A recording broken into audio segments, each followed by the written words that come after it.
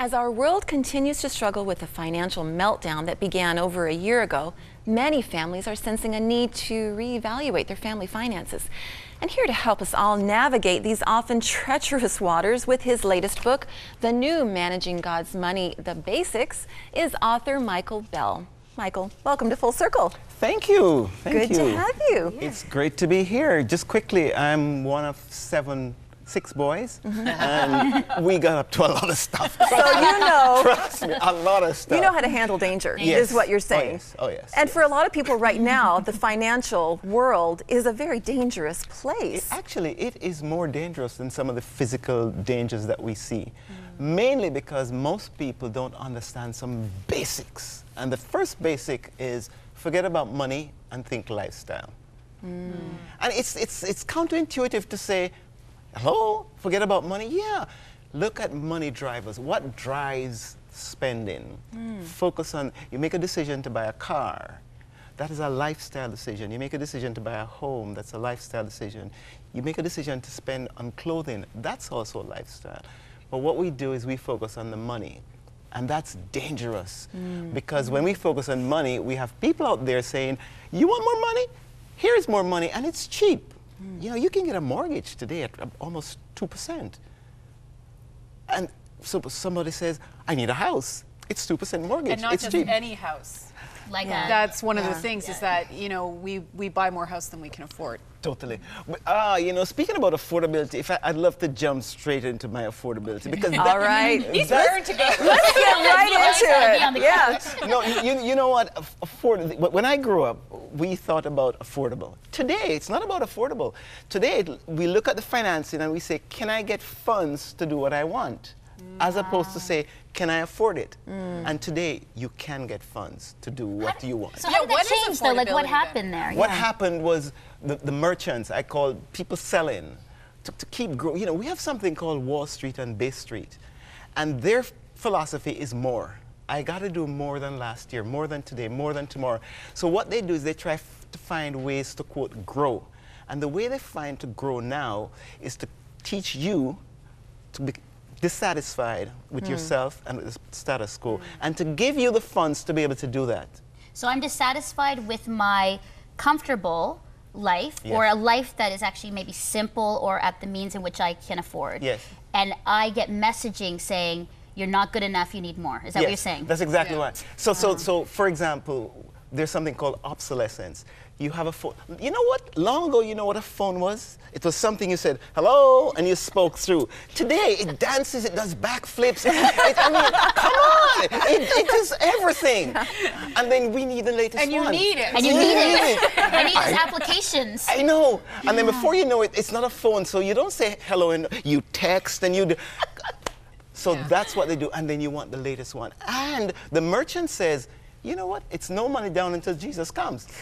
So you get it. And you pay 3 times And you pay 3 times Okay, as much. so then let us establish then, what is affordability? Let's walk through the slides that I brought. The key about affordability is that you have to understand it's more than meeting the next payment. Today we say, I can meet the next payment, there's fine.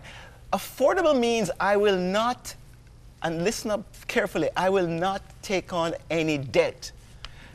I will be debt-free. If I'm making a decision, there should be no debt. That's critical. Affordable means I'm going to count the cost. I'm going to look at it and I'm going to see what's the implication. For example, if I'm buying a home, there are property taxes, there's repairs, the roof. We have to look at the full. Jesus says in Luke 14:28, if a man is going to build a tower, would he not first sit down and count the cost to see if he would have enough to complete it? Affordable means I'm going to sit down and I'm going to say, I'm buying a car. The car needs insurance. The car will break down. The car will require repairs. The price of gasoline. These are issues we have to think about. So if we continue with the affordable, it means it's outside the margin. What do I mean by that? Most people think about things marginally. I can afford this, as opposed to saying, where am I today? I might be deep in debt. If I'm deep in debt, I need to understand. So I'm here in deep in debt. I have to look at the full cost, not the margin.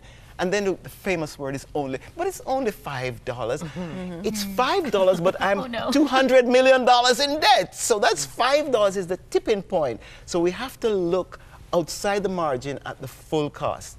Affordable, sorry? Yeah. So basically what we're saying is we don't have a realistic picture of what we have and what we can afford.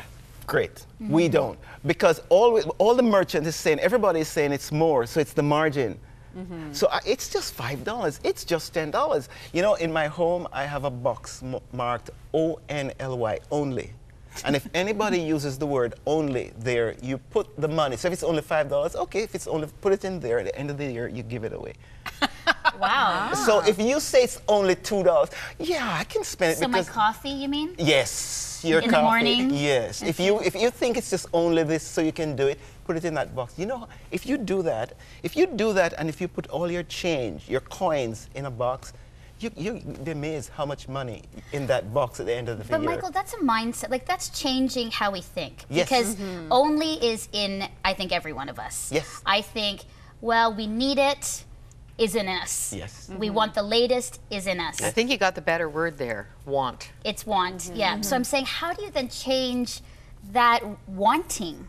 Because that seems to be, you know, within our culture, within our friends, our society. How do you go almost against, countercultural, counterintuitive to that?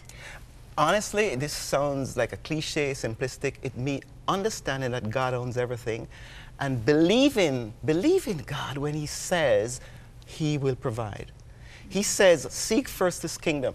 You know what I discovered? This was an amazing discovery. If you seek something first, you must come second. Oh, come on. If I'm seeking God first, then my me-centeredness is second. And if I'm seeking him first, when I want something, there's a partnership with me and God, and I'm going to go to him. And actually, I believe we should pray about everything. And he said everything? Yeah. My favorite words in the Bible, everything, all, and nothing. Because everything includes my situation. All includes my situation, and nothing excludes my situation. And the me-centered part of us is what gets us into trouble, right? Yes. With our debts, with, you know, I actually heard a really good definition of advertising once is it's all about manufacturing discontent. Yeah. This idea that our lives aren't good enough, and if only we had this or that or whatever, or this is what we are entitled to. There's an entitlement that, well, everybody else has great, you know, clothes or whatever, so I should have them too, you know, and you can buy into that. Yeah. Well, the latest thing in marketing is something called marketing, the brain marketing. So they study your behavior, and they know, for example, they know that when you go into a supermarket, you enter, you veer right, and then about 15 meters in, that thing there will be ready for you because you have changed your outside mind to inside mind. They also know that if somebody says, hi, can I help you? There's a 76% chance that you'll buy stuff. So they have followed you. Wow. They've got us down. Yeah, I study neuromarketing, and they've got us down. So what they do is they play to our weaknesses. For example, they know you're buying something, it costs $10, and the second one is free. And you actually believe it's free. It's not free. Both cost $10, but you'll get free. You know, absolutely. Buy one, get one free is a great marketing tool. It's the BOGO. Yeah, but free. Yeah, but free in neuromarketing, the word free is brilliant. Free sells. So if I attach free